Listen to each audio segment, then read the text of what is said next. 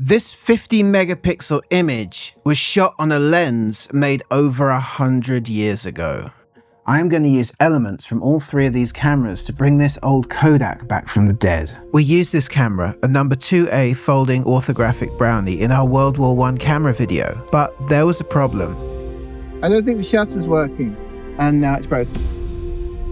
Happy thoughts?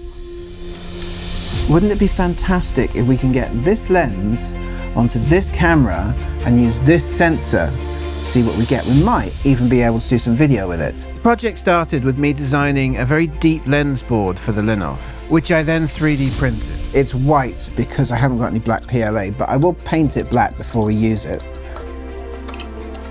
The back for the Fuji goes on there, and then all I've got to do is get the lens off here and put it on there. Just unscrew the whole thing, and we just see if we can screw this down. So I have on the back of this right now a picture. And just have a go at focusing up.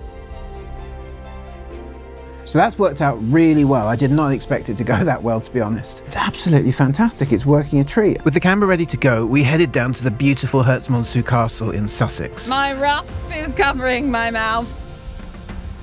The build took a few hours, the shoot took a day, and I had no idea whether any of it would actually work. The location was really windy, so I added some electrical tape around my 3D printed lens board so I wouldn't get dust on my 51.4 megapixel sensor.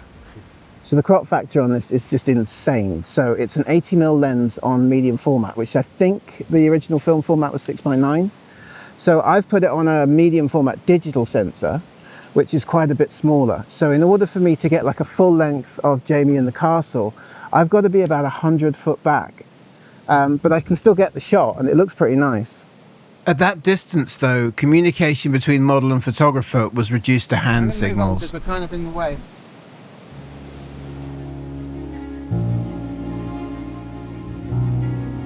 Okay. It's not bad. It does show exactly how that lens behaves. Wide open, the lens had a wonderful eerie quality to it, but that also proved really difficult in getting sharps. But what's the point of fighting that? You could just put a modern lens on it. It makes far more sense to just go with it and really play with the focus. One of the nice things about using a field camera as your sort of lens holding camera is you've got all the movements. So I can bring the lens up, I can throw it off like that, and I can really throw the focus around.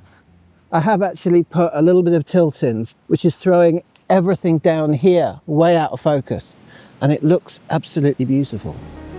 Video with the Frankencamera seemed to work, but it got let down by the Fuji's appalling rolling shutter. To find sharps, what I tend to do is I go to the furthest point forwards, just out of focus forwards, and then I'll pull it back until I've got sharps. And sometimes I'll rock all the way through and then just correct. And the reason I do that is you've got at least 10% more depth of available focus behind someone as you have in front of it. This shoot was really about the trade-off between feeling and function. Do I go for the dreamy, soft, wide open look, or do I stop the camera down? Some people are obsessed by how sharp their images are, but that leaves nowhere for the story or the emotion to hide. But take it too far and it's just going to look like a mistake. Oh dear. So this old lens, as charming as it is, does not take well to any kind of flare.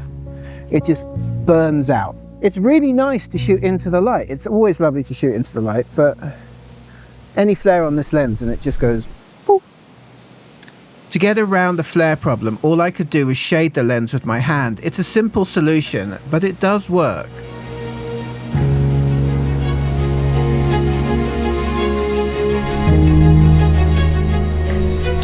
Lovely. Again, let me check the sharps on here. Load up for me.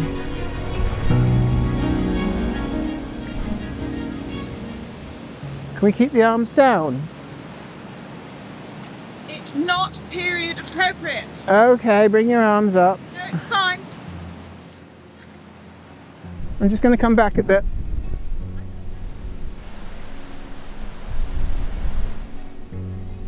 Not everybody can shoot film, but being able to adapt these wonderful antique lenses to a modern digital camera is a fantastic challenge.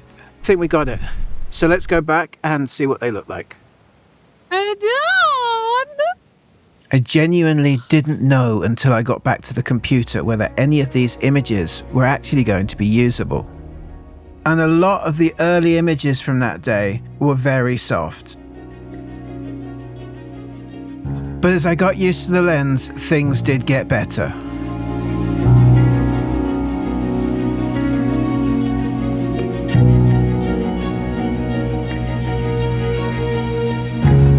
I am actually really excited by the results we got. I mean, I took a lens made over a century ago and I put it on a modern medium format 50 megapixel digital monster.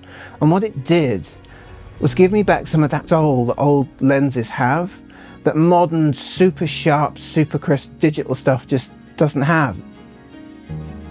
But it does come at a price, because it's very difficult to photograph something or someone when you can't actually see if you're sharp. You can always stop the camera down from f4 down to f16 and you'll get a lot more in focus and everything will become a lot sharper.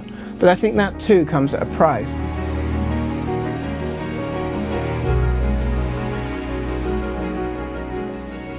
If you want to see the images that we're taking, head on over to my Patreon page and I'll put a full gallery up there.